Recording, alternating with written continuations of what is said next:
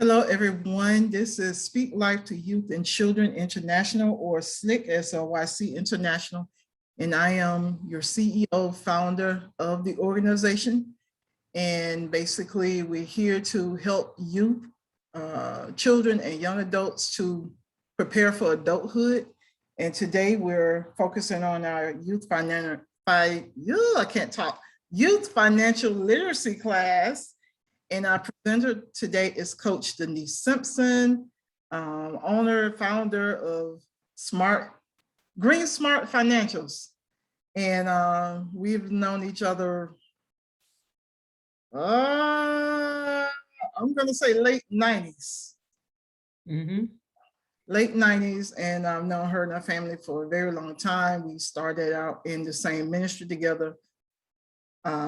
Celebrate New Life Tabernacle in Tallahassee. She is awesome in her gifting. She's fluent in what she does. She has a passion for what she provides. So if anybody want to know more about us, check us out on our website at www.slycinternational.com. And you will see all our programs that we're offering currently. We're also on Facebook, Instagram, Twitter, LinkedIn, and I think that's all the social media things that we're out on. So I'm going to hand it over to Mrs. Simpson, and she's going to take over. And Denise, it is yours. Well, awesome. Thank you so much. We call it L to LT. So yeah, exactly. And actually all three of us on this call are from the same family together, former church members. I do like that once you have developed a friendship, that friendship, you're able to make it last. So I'm very excited to be here today, and I am very hopeful that the information that I'll be providing today is going to be beneficial. I did prepare information from ages 8 to teens.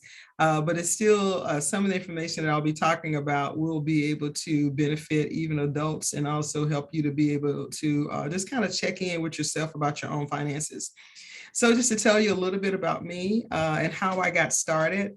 My name is Denise Simpson. Some people call me Coach Denise because I like training, teaching, coaching, etc. And so the way I got into this is that, I have 26 years of state government with the state of Florida. I have a couple of degrees from Florida State University. I have a master's in public administration. And so, wanting to know about money was always a passion of mine. I don't know about you guys, but, I was one of those people like, wait a minute, I see a lot of folks with money, but I ain't got none. What's going on? I need to know how can I start leveraging and start educating myself about money. And then I don't want this to be a monologue. So I do want to get, you guys, let's just have a conversation. I have 26 years of government. And so last year, mentally, my mind, I just clocked out. I was like, I can't do this anymore. I mean, have you ever been on a job for a long time and it just feels like it's not being fulfilled? Sometimes you might have to endure. And then there are other times when your season is up, but sometimes we don't know that. And so we hang on to jobs and then it feels like you're dying on the vine because you don't have any passion for it. You're not being fulfilled. And I found myself trying to find ways to not go to work because I was like, mentally, I was done. And I really do believe my assignment was up like maybe 4 years earlier. And so I got this wild idea. Okay, I always wanted to learn about financial services. And I got a call from a gentleman who was say, hey, I hear you have an interest in our company, or somebody met with you, but I'm surprised you didn't become a part of our company. And I was like, what are you talking about? So long story short, I was introduced to financial services and PHP agency, which stands for people helping people. I began to learn about financial services, didn't have any background except for what I learned in school, which is a little bit of financial services as it relates to dealing with government, managing money with, budgets for, the city and the state, et cetera. That was sort of my background, but I wanted to learn how to make money because I had already made mistakes with money. I mean, if you've made mistakes with money, you know, raise your hand. And what I mean by that is this. I had my money in the deferred comp with the state of Florida. And then I thought I was doing the right thing, because usually when you start on with a company, there's two things that they put you in. One of them is that they want you to get a 401k, or they offer to you, you know, deferred comp. And I see your hand, Brenda. I know you can relate. And so I got those things because that's what they said. You know, you just follow suit what everybody else do without really researching it to see, hey, is this really what I need to do now or not? And so I remember growing money, and I was really excited because I'm now getting in the habit of growing money. Except in 2008, that's when the market dropped, and I lost a lot of money. What I found out is that when you have 401ks and also a deferred comp, you don't own it. I mean, it's yours, but you don't control it. The ones that control it is really the company. And so in 2008, all I could do is watch my nest egg just dwindle down to almost nothing. You know, the part like when not only did you lose all your compound interest, but now you've lost the money that you put in it yourself out of your paycheck. You know, that's when you're like, wait a minute, a wake up call. I'm not contributing to this anymore. And so, you know, I was listening to the gurus that were saying, hey, if you got, you know, 10 to 15 years before you retire, just leave your money there because you'll grow it back. Well, guess what? It never happened, because in 2012, the market dropped again. And so I lost money again. And so with that said, it's like, okay, that's what gave me the hunger to want to know where do I put my money and how do I grow money? Now, you know, growing up, you know, in America, a lot of us did not, especially if you're African American, a lot of us just weren't taught about money. We didn't learn it in school. I mean, they should have. We did not learn it in school. We did not. I mean, I didn't learn it in high school. I did not learn it even in college. I was like, really? You had to specifically take courses to learn about money, and basically it just taught you about finances and how to do debits and credits and all that kind of stuff. But to really how money works here in America, I just was not taught that. I don't know if you guys were, and if you were, great, but that's not my story. I wasn't taught what to do with money. One of the things that I was taught to do is put your money in the bank. And so I would put my money in the bank, but you put money in the bank, and let's just say you got, 3, 4, 5,000, 10,000 in the bank. You look at it at the end of the year, you don't see it increasing. I'm like, wait a minute, if I'm going to put my money in there and it's just sitting there, why am I not getting some sort of return on investment for my money?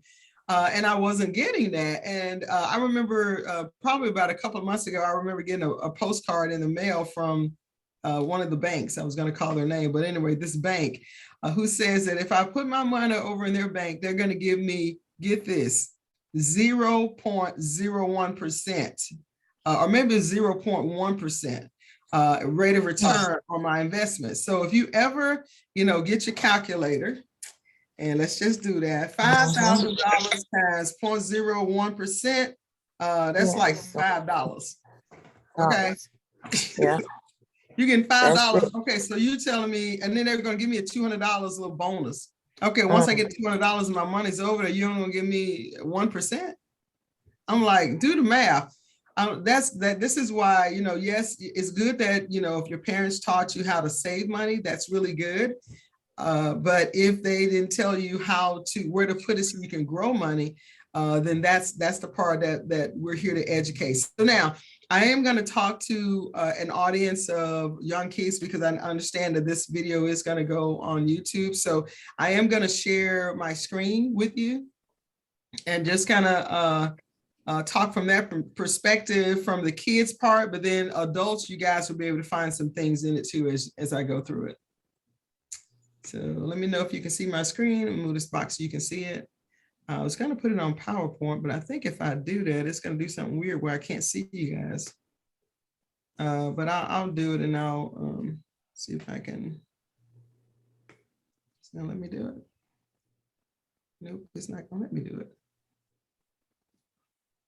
Oh, it did let me do it. Okay, awesome. Okay, cool.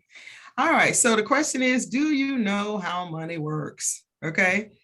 And so I kind of just shared a little bit of history. Now for the kids, I'm just going to play this for the kids because I think it'll be very, very good that they watch this video.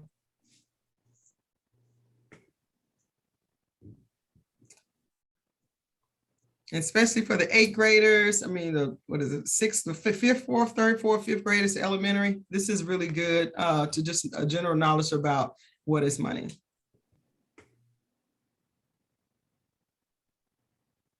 Bucks, boot, Bula, Benjamins, dough, money. Everyone needs money. Without it, we can't afford basic things like a place to live and clothing. But what is money? Hi. Oh, What is money? money is anything that people use to buy goods and services. There are two types of money, one made from paper and the other from metal. In the US, the main coins in circulation are the cent or penny, the nickel, the dime, and the quarter. Banknotes, or paper money, currently in circulation are the $1 note, $5, $10, $20, $50, and $100. Here are a couple of activities you can do with money. Line up coins and bills in order of value from smallest to biggest. Or take a stack of coins and a bill and figure out which one is worth more. Where is money made? There are 4 big factories called mints that make coins out of metal. Paper money is made at a place called the Bureau of Engraving and Printing in Washington, D.C. and Fort Worth, Texas. Once made, this money is sent to banks. How do we get the money from the banks? We get money from an ATM or a bank teller, but first, we have to earn it. People earn money by working. Then, people spend the money they earn on things they want and need. What about those plastic cards? That's a debit or a credit card. When you use a debit card, you're paying with money you already have that is taken out of your bank account. When you use a credit card, it's a promise to pay later. We spend money on things we need, like our home and food. We also spend money on things our families want, such as games and activities. And we try to save money for things we want in the future. What can I do? You can start with 3 jars. One for saving, one for spending, and one for sharing. Every time you get money, either from doing chores or a birthday or allowance, divide the money equally among the jars. You can spend the money in the spending jar whenever you like. Crayons, books, snacks, small toys. You can save money with the saving jar for something big and expensive you can't buy right away, like that big toy, a bike, or a game. And you share money with a sharing jar. Use the money, the sharing jar, to buy a gift for someone, donate to a good cause, or help someone in need, such as cat food for a pet shelter, or a meal for a neighbor in need. In the end, it will help you learn about making smart money choices. What are you going to do with your money? All right, awesome. So this is what is money? Now she did ask a good question at the very end, and that is, what are you going to do with your money? Okay, I'm trying to get to the next slide. Bucks. Oh, wait, let me see if I can get this to go to the next slide.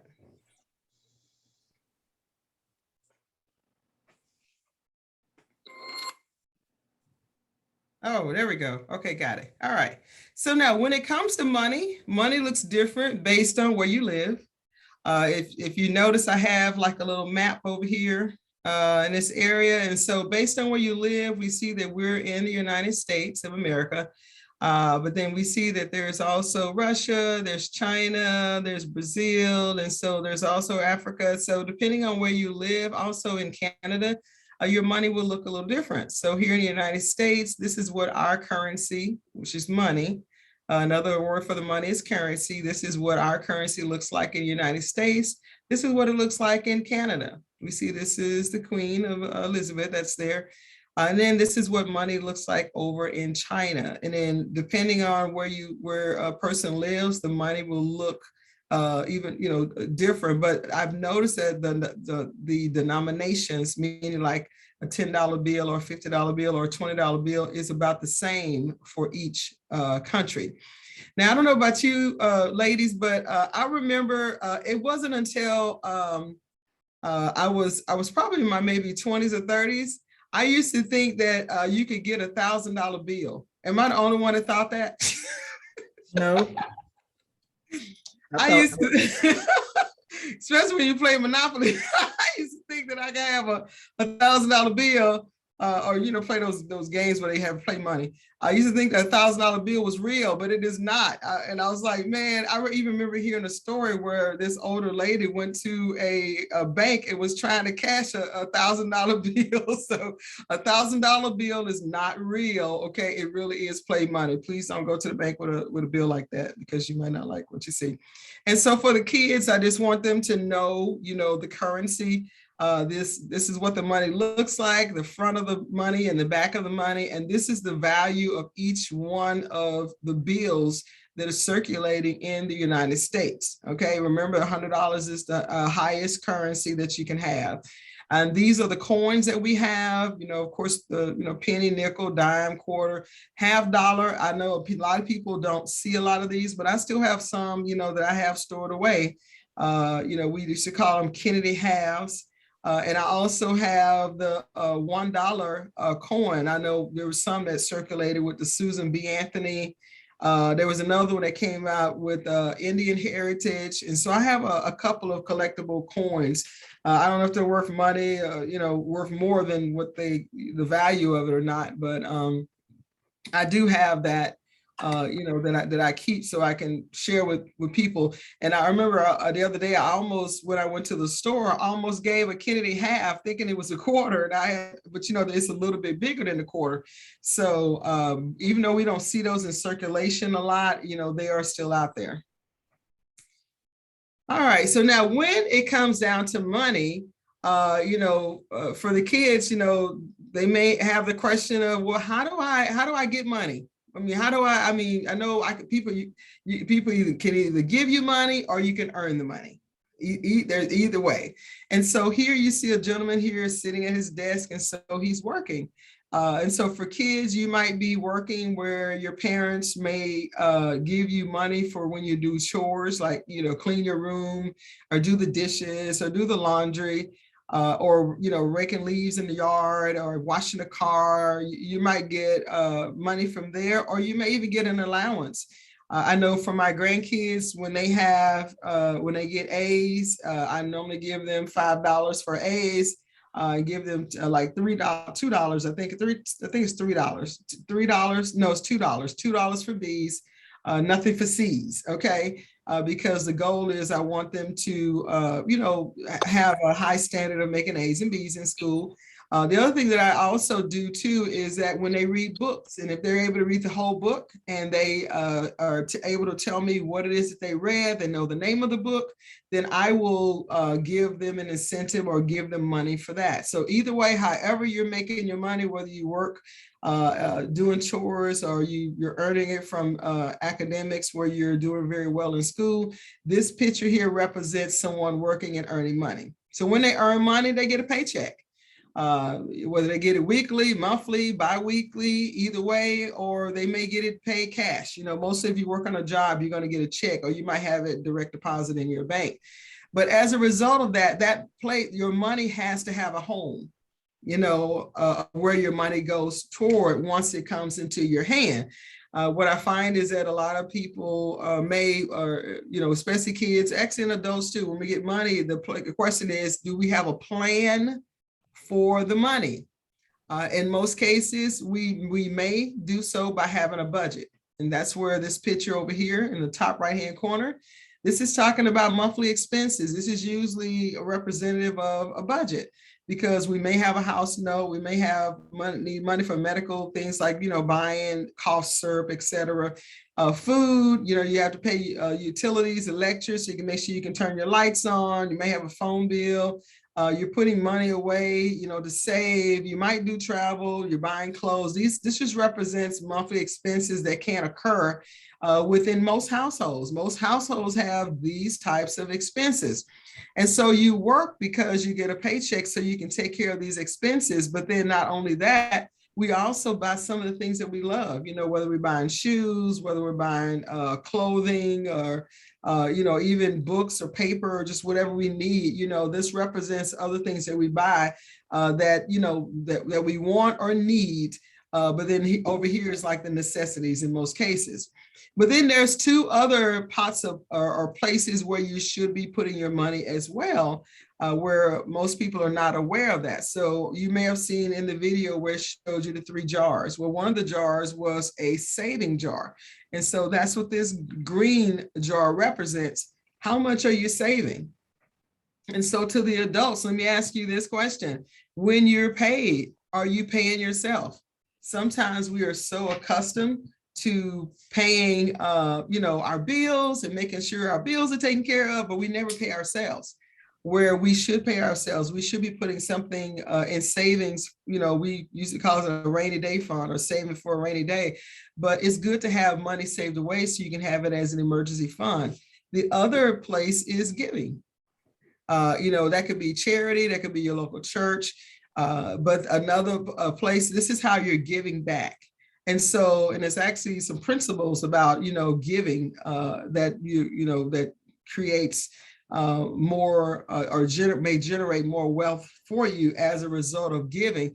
But this is just representing, how you making your money and where you're actually spending the money. So question for Yes, ma'am. those who will be listening to this later, how do you pay yourself? What would be the amount? Or is there a percentage, or what do you mean by paying yourself? Or paying yourself. So if you think about it, I usually split it up in I think it's like 4 different ways. So half of it, 50%, would actually go towards, taking care of your expenses, like the monthly expenses, etc. 10% will go to give to charity, but then 10% give yourself. And then the other 30%, you can have a little bit more discretion with that, where you can use some investments and put money in investments, or you could also have it where you're saving for a fund for something, like if you're saving to buy a house, for kids' sake, if they're saving for a bicycle, or they want to get this,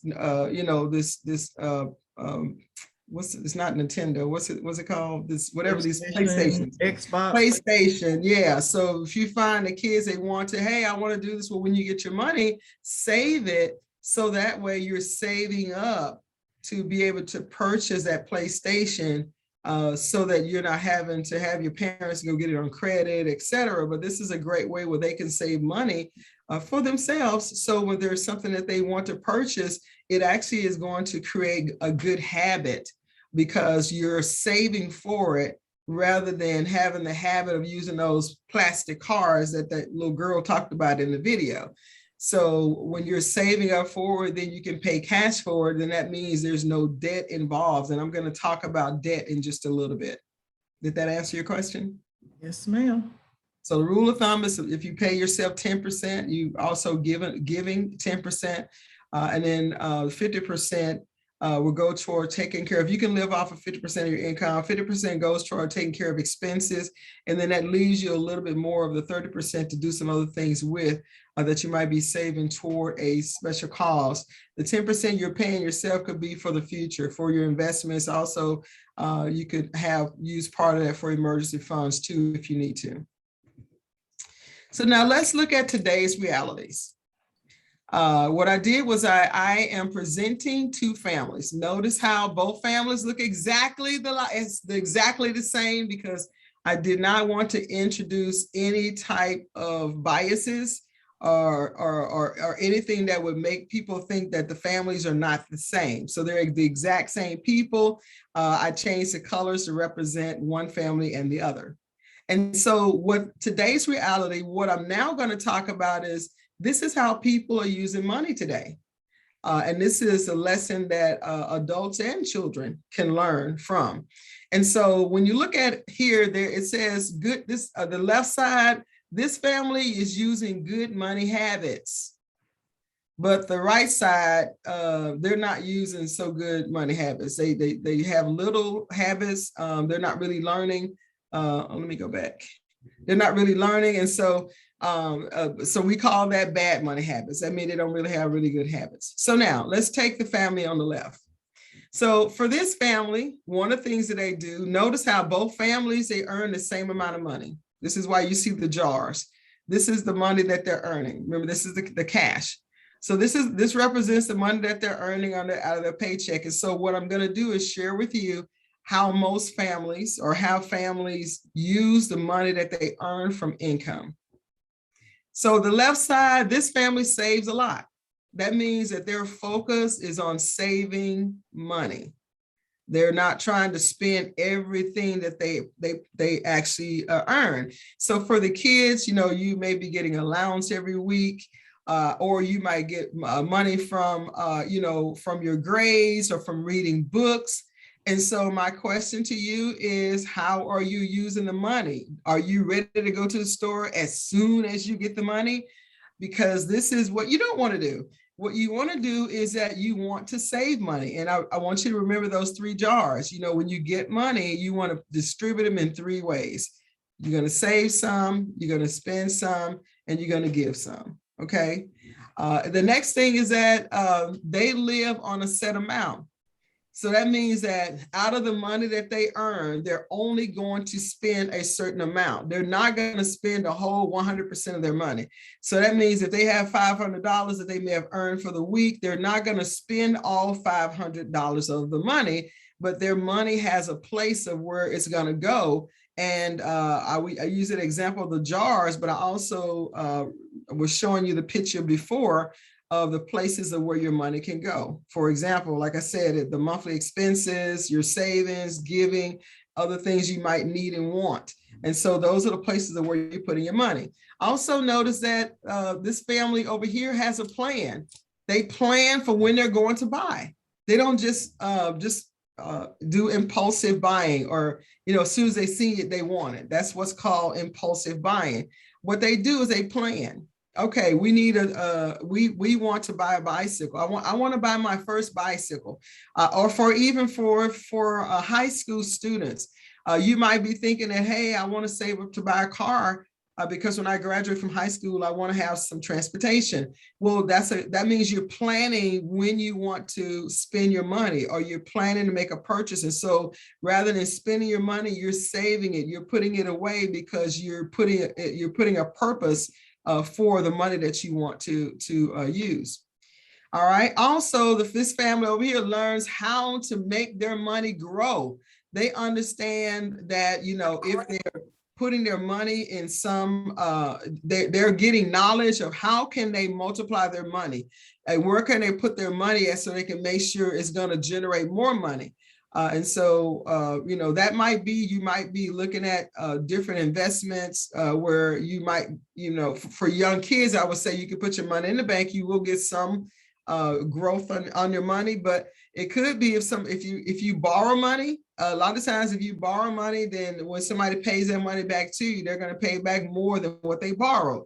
So if somebody borrowed $50 from you, or for the kids' sake, $10, when they give you that money back, you want them to give you $12 because you let them borrow your money. So just an example of how money can grow. And then also this family has lots of money left over every month because they're living on a budget. They also have a plan for spending. And notice how over time, because they have a focus on saving money and they're putting their money in places where they can save it and not utilize all of the money that they earn, then this is how they're able to have this nest egg left over at the end of the month. Can you imagine if you have this kind of money at the end of every month? Over time, that money is going to grow, grow a lot.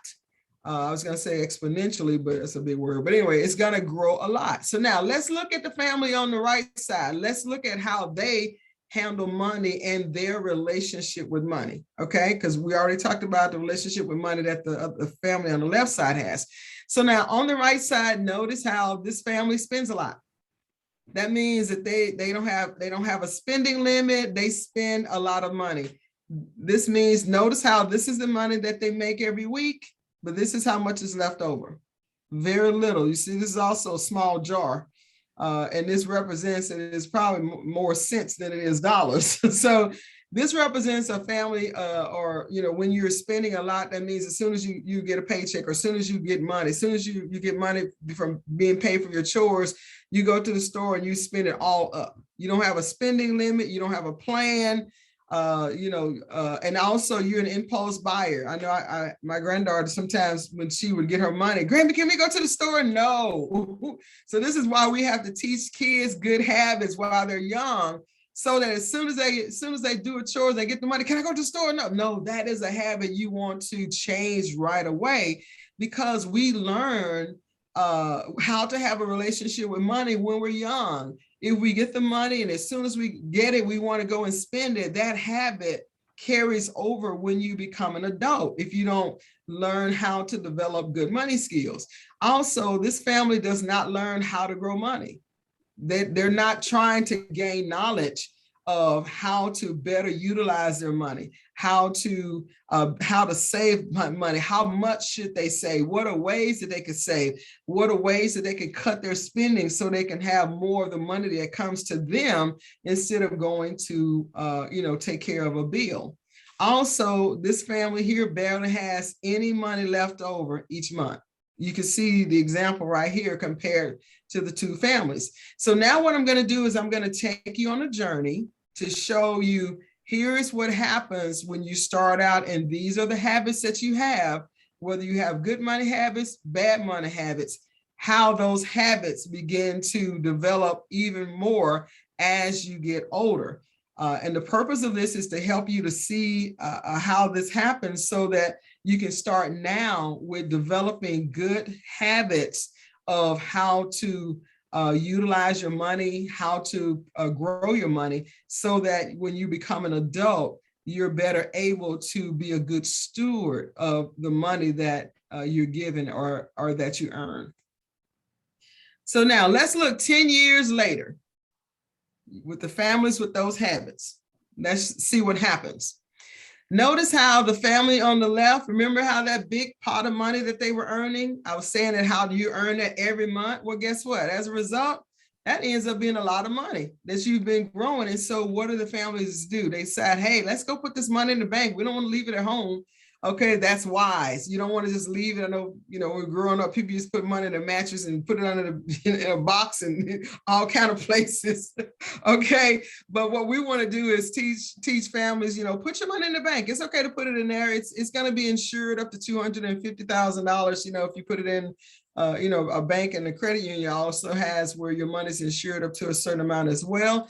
But put it in there and let it, at least let it sit there where, if something happens where you have an accident or emergency at home, your money's not going to be destroyed because you have it in a safe place.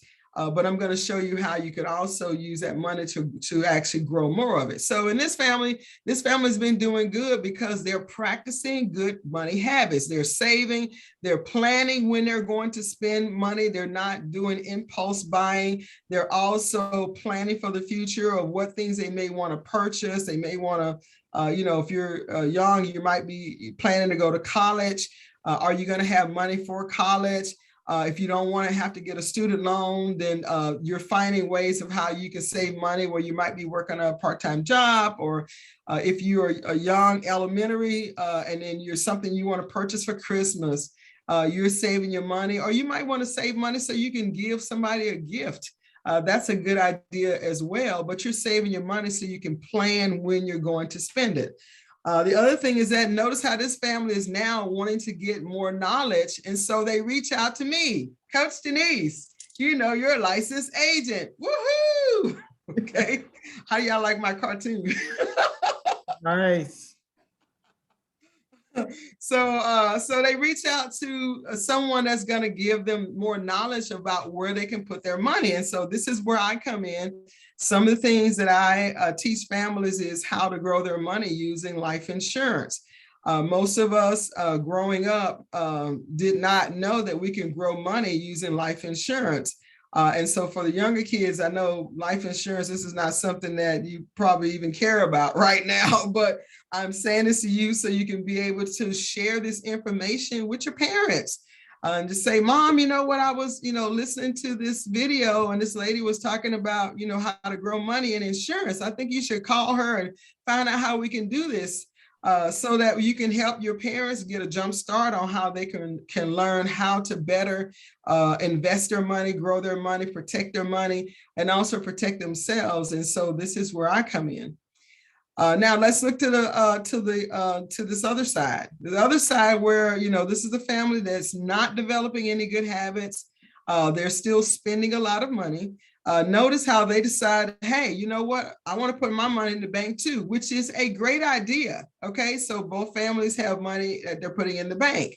But notice the amount of money that this family has compared to this family because of their spending habits. So that means when you're spending the majority of the money that you make, you're not going to have a lot to put aside or to save because of having those spending habits.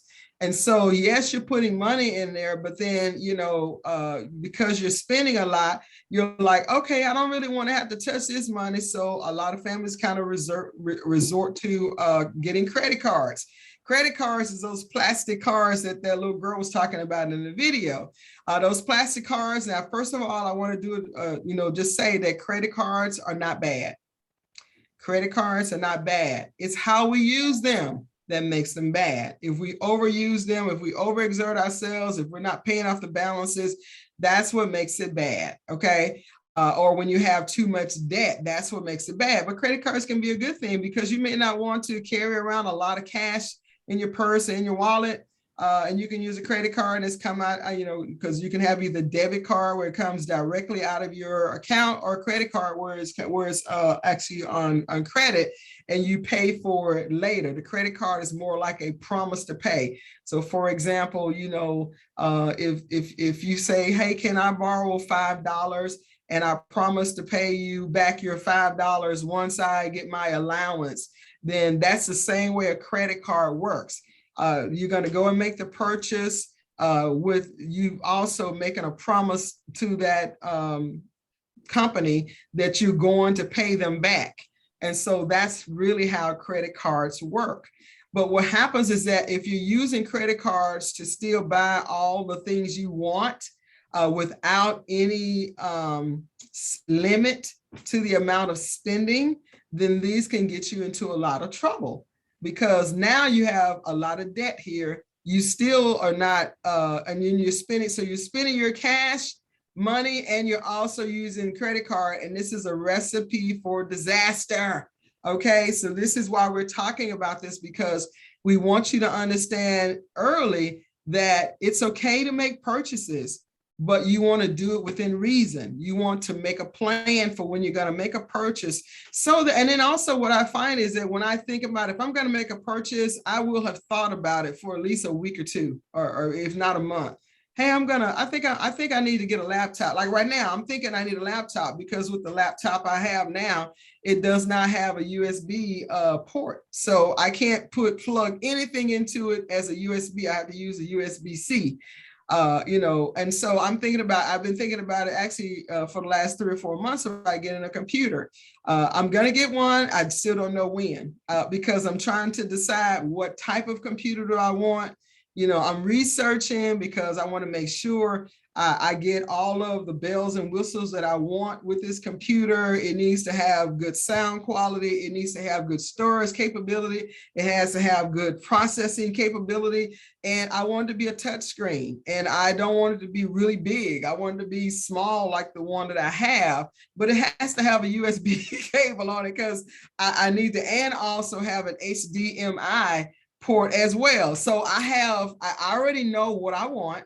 That's just a list of it. If it comes with more stuff, that's even better, but that's me planning. And so now I know how much I want to spend. Well, I know computers can cost a whole lot, but I got a budget. It's not too cheap. It could be $200, but it's not $200. So I'm willing to spend no more than $1,000 for a computer because I'm using it for my business and it's going to be a write-off.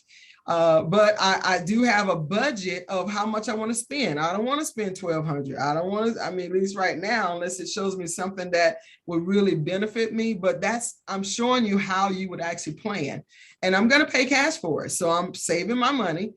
rather than putting it on a credit card. Now I could go and get it right now, put it on a credit card, but do I want to do that? Absolutely not. No, no, no, no, because I want to live within my means.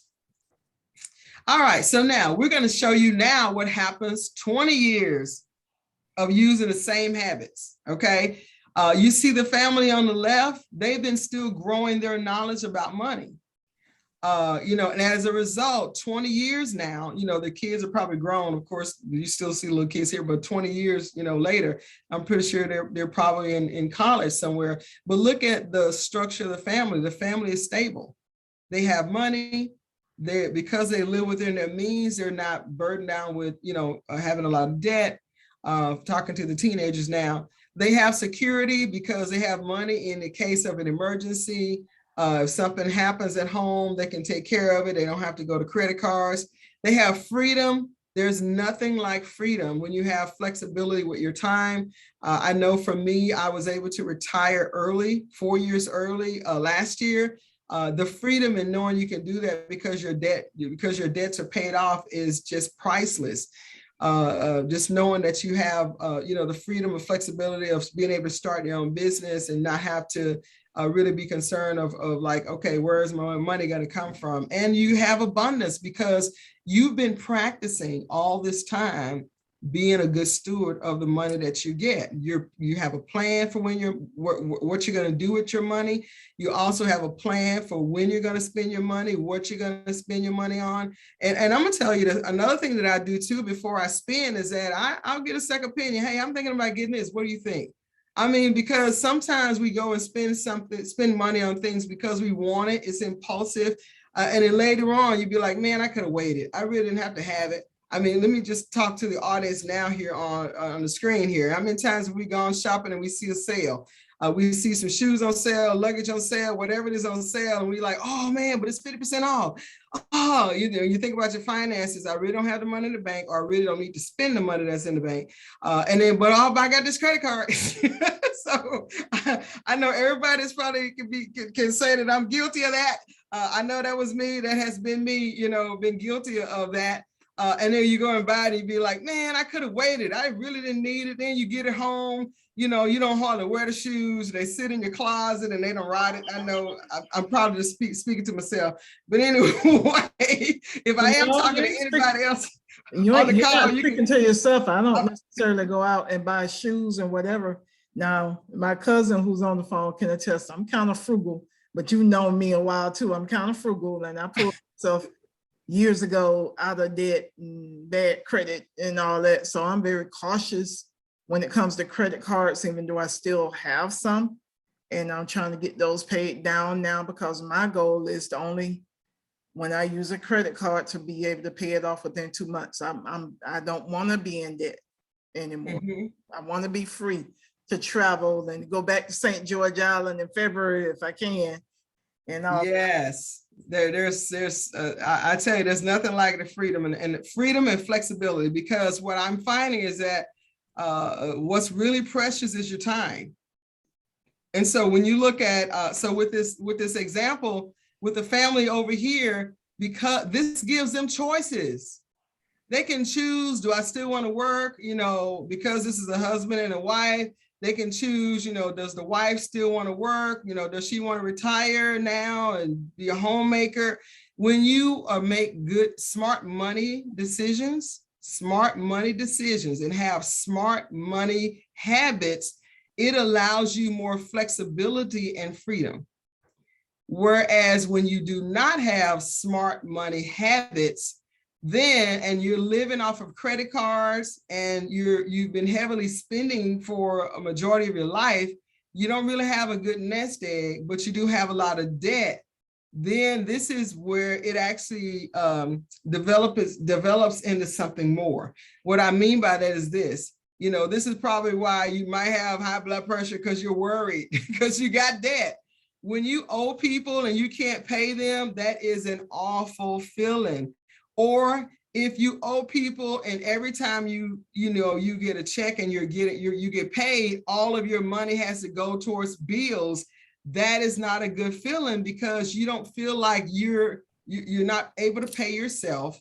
and you don't feel like that you're getting the enjoyment of going to work and then being able to have the enjoyment of getting the proceeds from that, which is a paycheck, so you can do some of the things that you really want to do.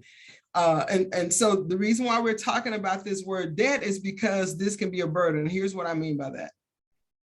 So now, what is debt? Debt is when you owe someone.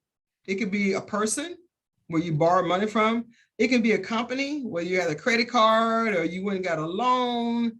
It could be a bank, or it could be the government. You might owe, and this is kind of getting into more of the adult conversation now, but you might owe IRS, or you might owe a medical bill, but this is what debt is. Debt is when you owe someone and you got to pay. And so what you want to do is you want to have a budget where you know what your monthly expenses are, how much income are you bringing in, and then what are your expenses and what are the amounts. And notice, you see this piggy bank here? I remember when I was growing up, we used to have a piggy bank, but I don't see a lot of kids having piggy banks these days. but we need to go back to that habit, that practice of having piggy banks, because we'll be teaching the kids good money habits, smart money habits of how to save. And as a matter of fact, when you earn your income, go ahead and I normally put my tithe aside first, and then I pay myself, then pay whatever the expenses are. And if you can live off of 50% of your income, then that is great. What I find is a lot of people live 80, 90% of their income, which only leaves them 10%. So that leaves you no wiggle room. And then, you might want to travel, but you can't because you don't have money. You might want to purchase clothes, but you can't because you have no money. You might want to purchase a car, but you can't because you have no money. And so I'm saying this because if we develop a budget, and I'm talking to now the teens and high schoolers, and also adults. When we have a budget, that means this is showing the place of where your money goes. You have some money goes toward expenses, some going towards savings, okay? And it doesn't show the giving over here, but let's just say this part here might be giving, because you're gonna, you always want to give back, okay? You give and it shall be given unto you. Good measures, pressed down, shaken together, and run it over. All right? So now, I want to also say debt, not all debt is bad. And the reason why I say that is because sometimes if you, especially if you're in high school or an adult, if you need a car and if you can't pay cash, but you need transportation to get back and forth to work, if you go and get a car and it's reasonable and it's within your budget, then yes, go ahead and get it. And if you need to get a loan for it, it's okay. Most people cannot purchase a house and pay cash for it. So that debt is okay. As long as it's within reason. Now, if you can only afford, $1,000 a month, don't go and get a house where you're paying $2,000 a month. That's when the debt becomes a problem. Okay, that's when it becomes bad, because you're overspending, and now you can't meet your obligations. And when you can't meet your obligations, it creates frustration.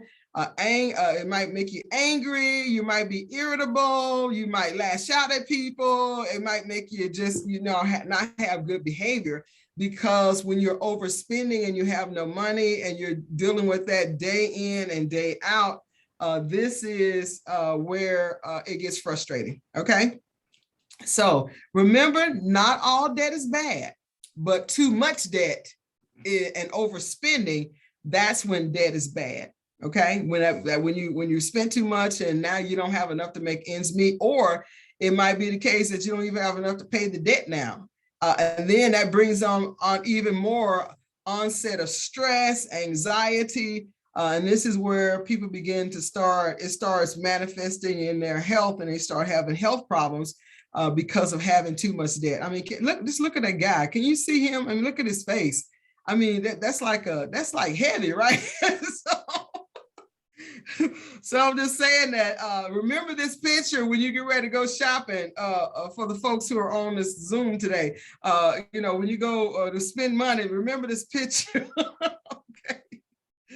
All right. So now this slide is asking, how will you choose to live?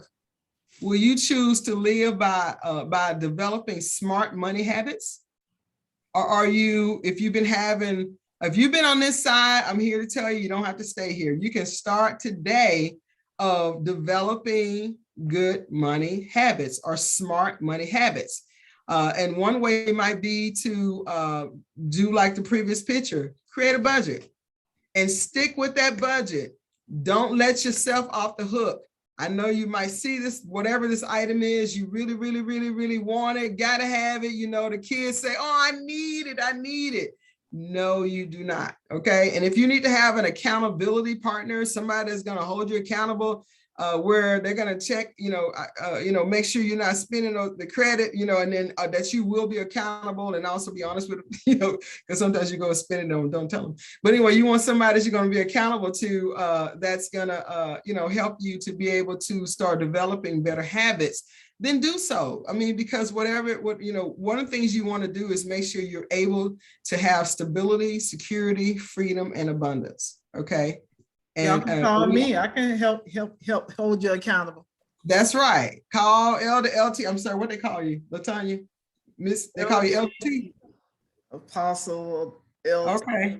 Elder. So y'all call Elder LT, Apostle LT, and she'll help be help you be your accountability partner to make sure that you're managing your money, especially if you're in high school, getting ready to go to college. I'm telling you, you need to know how to manage your money, because I've seen so many students getting a lot of debt through student loan. I mean, $120,000. I mean, it's almost like it's nothing for them, but for me, it's like mind blowing. I mean, I went to school and got graduated a couple of times from FSU, and the most debt I had was 20,000, and I thought that was huge. And so when I hear about somebody saying they have $120,000 worth of student loan debt, I'm like, don't do that. Find a smart way to be able to fund your education and not have a whole lot of debt when you graduate. Okay, and we're almost done. So now, how do you use money? So this is a way where I'm challenging you, even the adults, if this is not a habit or a practice that you're doing now, 3 places. You want to spend some, save some, share some. Spend some, save some, share some. Actually, if I could reverse those, I would say save some, share some, spend some.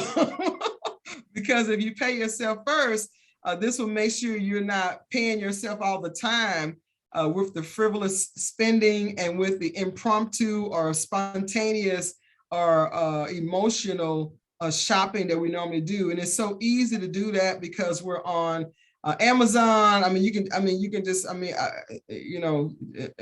confess your faults. How many of us have a whole lot of Amazon boxes coming to that? Don't raise your hand. So for those of you who are not showing your camera, it's okay. I may not even see it. It might be you. You might be raising your hand. But so we do want to make sure that we're even thinking about this even right now, because we're in the shopping season. We know this is a Christmas season. We've already had Black Friday, Cyber Monday, Giving Tuesday. But anyway, this is a season where you can actually spend too much money. So if you've not already figured out how much you're going to spend during the holidays, go ahead and set a budget now, because you're going to have to live after the holiday. And one of the things you want to do is make sure you can still take care of your obligations. You don't want to have a beautiful Christmas and then January, you're stressed because now you got to, pay for all that stuff you went and bought. And then half of the toys you bought, the kids tore them up and broke them anyway. So just make sure you're being a good steward of your money. All right, so now it's time for a pop quiz, okay? What is the value of the largest bill in the United States for the students? So since the students are not on here, can I get a volunteer to tell me what is the largest bill in the United States? Come on, Miss LT. Oh, I'm the only one, really. I guess the only one that unmuted. Well, you're right, the $100 bill. I'm about to say 500, but no, $100. No, there's no 500. I didn't know, No, the $100 bill is the largest. It's the largest bill, okay? So what is the value of the largest coin in the United States? In other words, which coin has the highest value? Is that the Kennedy 50 cents? Oh, you know what? Actually, it's actually, isn't it that dollar? The JFK dollar quarter bill. It's the thing. dollar, but because we don't see that as often, it's probably going to be more the quarter that the kids are probably going to be used to, because the Kennedy half and also that the Who's the dollar Anthony? coin. Yeah, that one they might not see as often. So it's really the dollar coin. But down from that is the 50 cent coin, which we don't see a lot in circulation, and then the quarter. The quarter will be the next highest value. Gotcha. All right, so what is better, spending or saving? Who wants to take this one? And then please do tell me why. How about Miss Brenda? Go ahead and unmute yourself.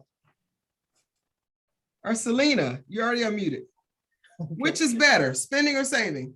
Savings. Okay, and why do you say that? Why did you choose that answer? Because it would prepare me for my future. And I guess things that I would be working toward. That's good. So now how would you tell that to a fifth grader? Save as much money as you can, because as time goes by, you're going to need some things and you'll have it when you need it to spend. So if you save for that bike that you're waiting for the end of the year, you save up for it, you'll have it at the end of the year to be able to buy through your budget and your spending. Awesome, awesome, awesome. Now I'm gonna play devil's advocate on that. Okay. So Ma, you got the money, you and Dad got the money, y'all got the credit card, go ahead and give it the bank. Well, we're gonna teach you good money habits, baby, son, daughter.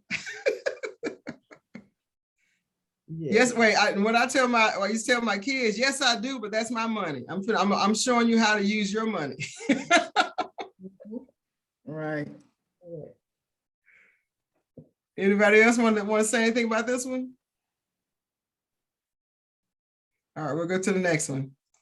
Okay, are credit cards good or bad? Why? Depending on which answer you choose, tell me why. All right, Miss Brenda, Miss Glover.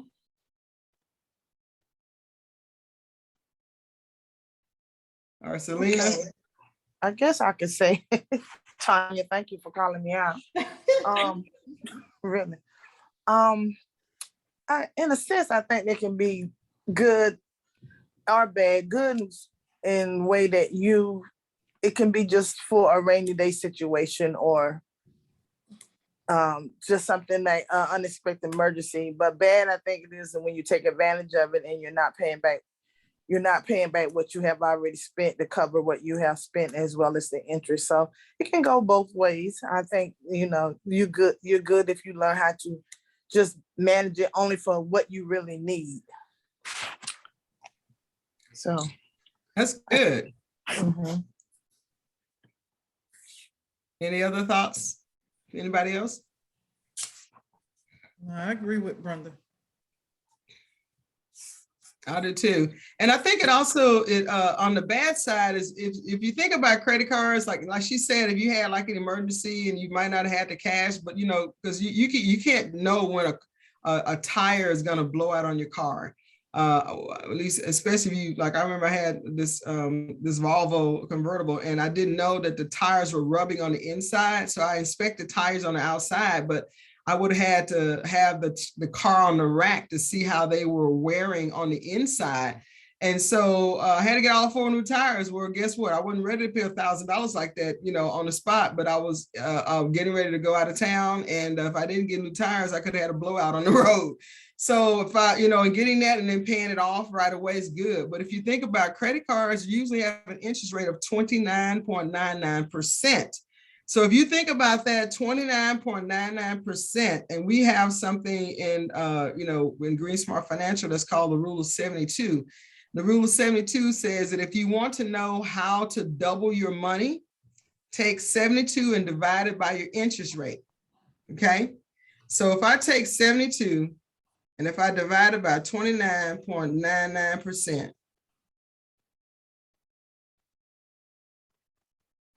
That means like every 224, I think 24 months, every 24 months, that money's going to double. Because if I know if I do 72 every 24 months, if I do 72 divided by 8%, that your money is growing by, then that shows you every 9 years, your money will double. So that's a good rule of thumb to know. So if you know that if you take 72 and divide it by your interest rate, that tells you how many years it would take you to double your money. So if it's growing 29.99%, it's almost like every 24 months they are doubling their money. And so instead of you paying interest to someone else, you want people to pay interest to you. And the way you have interest being paid to you is that you have money where you're earning compound interest on it. There's a few ways you can do it. You can do it through CDs and so forth at the bank. You can also do it through mutual funds and stock market, but you can also do it a smart way, and that is by doing it using the indexed through life insurance. A lot of people did not know that they can grow money through life insurance. And so this is what I do in teaching families of how you can actually grow money, never have to worry about losing it. And then also when you pull the money out, in most cases, it can be tax-free. So if you're interested in a tax-free retirement, or even while you're young, like I went and got policies on each one of my grandkids, because when they turn 18, I want them to have money they can pull from that can either help jumpstart them either in college or with a business. And so this is a great way to grow money so that when they become an adult, their policy, you're paying what, $20 or $30 maybe a month. I like for my grandkids, for 3 of them, each one, I pay like $259 for a whole year. Because I'm like, I don't want you debit in my account $10, for the year. Just take out the $260 for the year and I'm done. I only pay it once a month. But then when I look at how it's going to grow over time, they're going to have a nice little nest egg, when they turn 18, because that's going to be like my granddaughter. I got it when she was only 3 years old. So that's going to be a good 15 years worth of growth that her money is growing by. And I'm not talking about whole life policies either. So if you'd like to know more information about that, do let me know. All right. How can you stop impulse buying? Now, this is a good question for adults and also for kids. For kids, I'll answer that a little bit. That for kids, have a purpose for your money. If you know that you're getting money from your grades that you're earning because you're earning A's and B's, or if you're reading a book and if you get money from that, or if you're doing your chores and you do them really well and you have money for that, have a purpose for why you're saving your money so that when it's time to spend it, don't spend it all. But remember, you're only going to spend a portion of it because you're dividing your money up in 3 of those jars. Only spend a little bit of the part that's in the part for spending, but don't spend it all because it's there, unless you are, planning to buy that bicycle or that PlayStation, and that's how much it costs. But you can still, when you get your allowance again, put that money back in. Just continue the practice and habit of saving money, giving money, and then spending money. Okay. Who else wants to kind of chime in and say for the adults? How can us adults stop impulse buying? First of all, don't go on those shopping network and get off the internet. Stop going to Amazon. All right. Anybody else got something they want to say? Well, back when we were at CNLT, when we were doing financial planning, and I can't remember who was teaching the class. One thing, because they was talking about credit cards and stuff. Freeze your credit cards. Go put your credit cards in a plastic bag and put that on some water and put it in the freezer. You can't get to your credit card until you thaw it out. By that time, the option of trying to buy something that you probably don't need would have faded away. But since now you got Amazon and all these online shopping, I don't know how to tell people not to impulse buy on that. The other thing too, LT, you see this right here? That's my credit card on my phone. People can use a cell phone now. Yeah, that's what I'm saying. So I don't know what to tell them on that one. I think the same thing might have to be for the adult too. You have to have a plan for your money. Well, Denise. Yes, ma'am.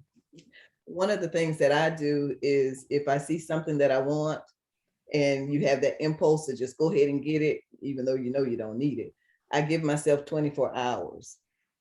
24 hours, because I know that by that time I will have thought it through and then really determine whether I needed it or not.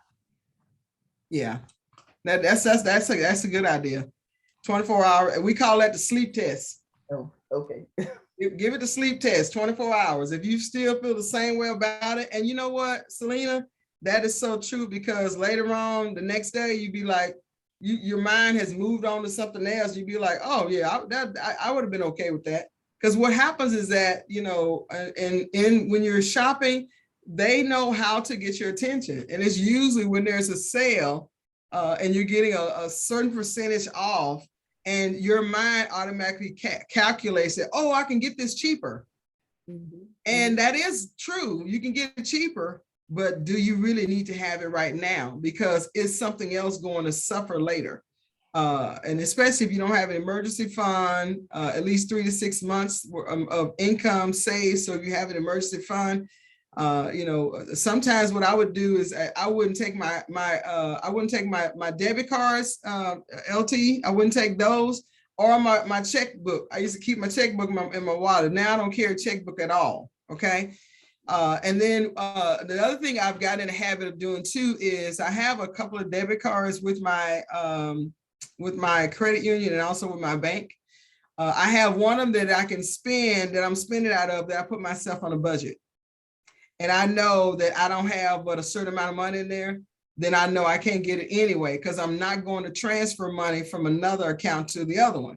Another way you can do it is that if you use more than one bank, like I use BB&T and a couple other banks, the money that I have in BB&T, I hardly ever go over there. Every time I log in, I have to ask for assistance because I cannot remember the password to log in. So I know the money over there is safe because it's a longer distance to drive over there. I don't have access because I keep forgetting my password, but I know money's going over there and I'm not touching it. And that's a good feeling when you know you're putting money in a place where it's going to make you have to work to go and get it.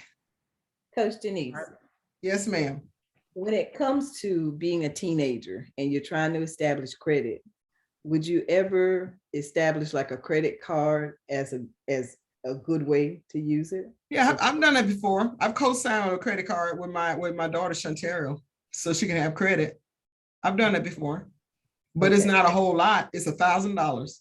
So that way, if I need to pay it off, if they did something, this, you know, I know it's not going to be over $1,000. And if attitudes start flaring up, I can easily pay it off and be done with it. Credit card gone. Right. But that's a good way to start them off, because most kids, when they graduate from high school, they don't have credit. Another way they could, let me see, that could be one way you can do it.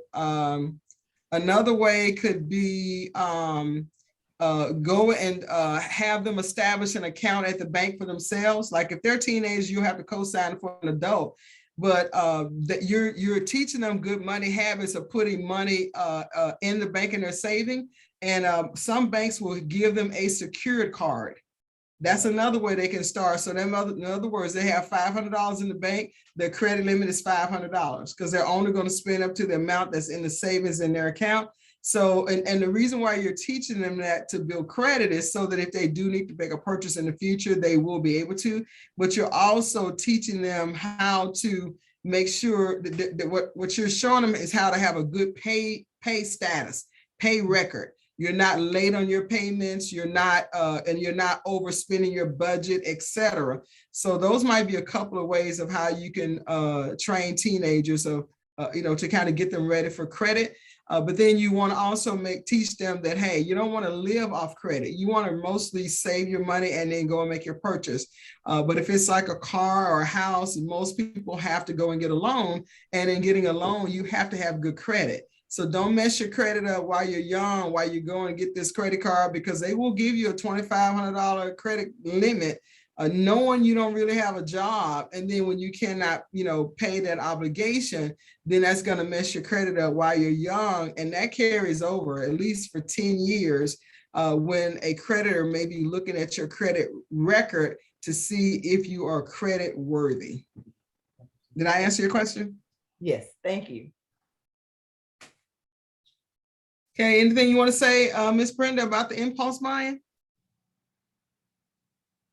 Please don't put me on point. I don't know why y'all putting these thoughts out of my head. I have the tendency to do that, but I've been very good here lately. She's done very good. Yeah, so Very good. trust me, I will have the packages. So yes, definitely. But nah, I had to calm down. So yeah, it for me, I think it for me is because I'm single. I don't have any kids, so it's like, oh, I can do this because I don't have to worry about paying anything. But then over time, it comes when you have other obligations, and you start saying, oh my God, I gotta get this paid, I get this paid. So yeah, I have learned to back off tremendously with impulse shopping.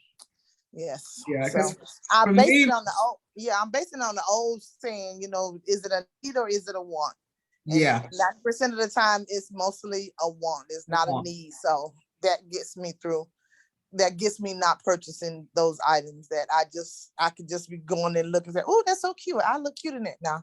So yeah, not today though. I don't want to look cute today. Yeah, okay. One thing about the impulsive buying, especially ones that are clothing, it kind of gets into that shared mode where when you don't use what you buy, it becomes a blessing to somebody else. Yep. So it can be looked at both ways. Yeah. That's a good idea. I think that maybe that's what I should do. I should just go through my closet because you can buy a lot of stuff and you can't wear all of it at the same time. Yes, and I got a cousin that she goes out and she does all this impulsive buying, and it ends up in my closet with tags on it. So it's a blessing to me. Right. My. All right. And the last question is, the bonus question is, how much money will you save by summer next year in June? So this is a challenge even to the adults. How much money will you commit to save starting now through June? That's almost like 6.5 months. And you don't have to tell me what the figure is, but you write it down, how much you want to save, have saved, and make it fun. What my husband and like us, we like to do is that we have this, this big old jug, what you put water in. We like to put all our coins in there. I remember one time when we had that thing filled up, and we had a lot of quarters, dimes, and nickels in there, not just pennies. We had almost $1,000 when he got it all rolled up. But then whatever you do, don't roll the coins up, because then it's so easy to go and get that $10. Let's go spend it. So now we're like, okay, no. So next time we'll just leave it in there. Or if we'll go ahead and convert it over and go ahead and put it over in that BB&T bank where we know we don't go there to look at that. But you have to know yourself and what parts you need accountability with. So I'm not saying it like I got it all together. I'm just saying everybody has a part that they're working on. Some areas I'm much better than other areas. But that's a way of how if you at least put it in your mind, you're planning to save, then when you are wanting to go and make a purchase, your mind will automatically kick in and say, remember, you're going to be saving this amount. Then that will also deter you from making unnecessary purchases when you can actually put that money aside and save it. Any thoughts on that this question? That should be easy enough. Okay, cool. All right, so we get to the last part here. Let me find out if you all have any questions over the content that I shared today. No questions, but I thought it was a wonderful, wonderful presentation, especially for the young kids, the teenagers and young adults. Unfortunately, none was on the actual Zoom, but I'm quite sure a lot will look at the link, the YouTube link with the video. So I really enjoyed it. I wish I would have had this as a teenager. Helped made it clear 40-some years ago. I know, right?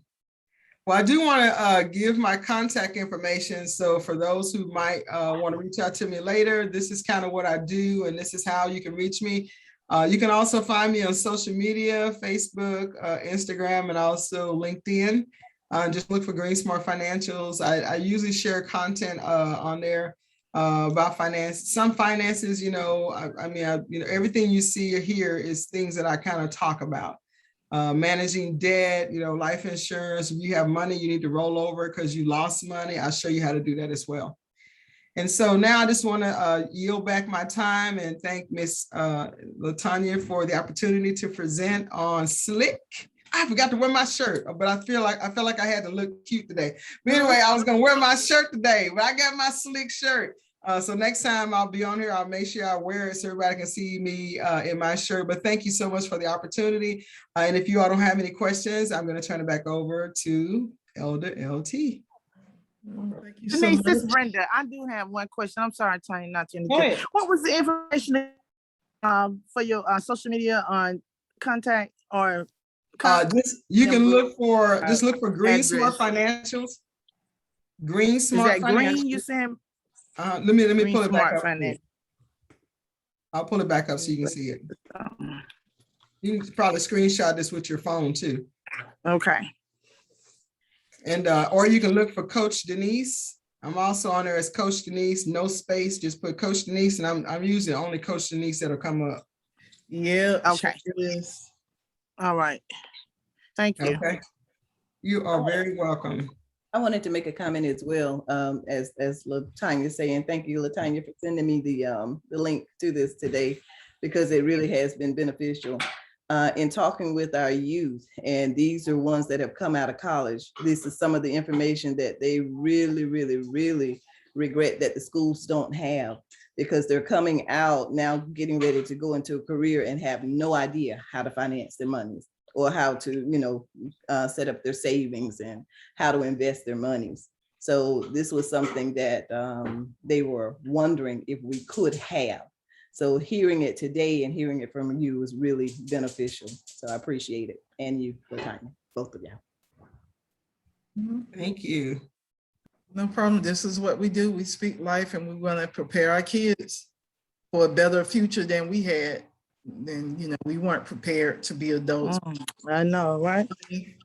We didn't know anything. Only thing my grandparents, and I love them, they taught me about buying some land and savings. Didn't know anything about investing and checking accounts and interest rates and credit cards and none of that.